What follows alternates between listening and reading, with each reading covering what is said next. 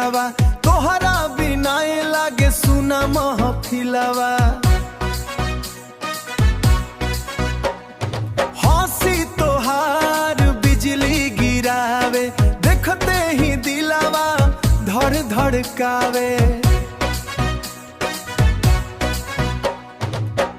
रात भर तोहरा सपना सजेला दिलवा बस तोहरे नाम पुकारे।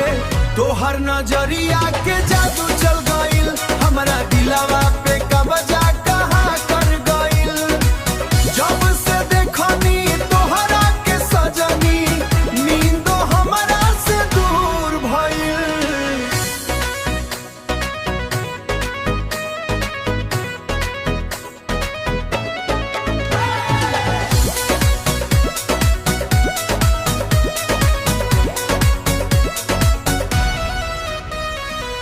चांद भी फीका लागे तोहरे आगे रूपवा तोहार सबके दिल मांगे।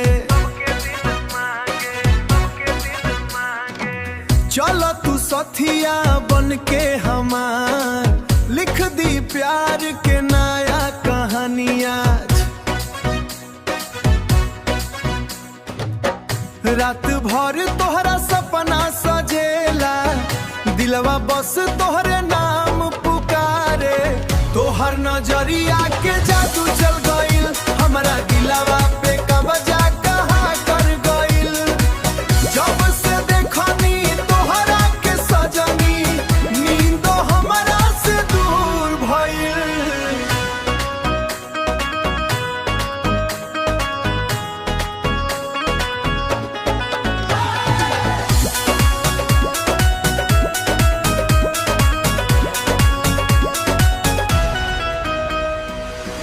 बरसात जैसन प्यार बरसे तोहरा खातिर दिलवा तरसे।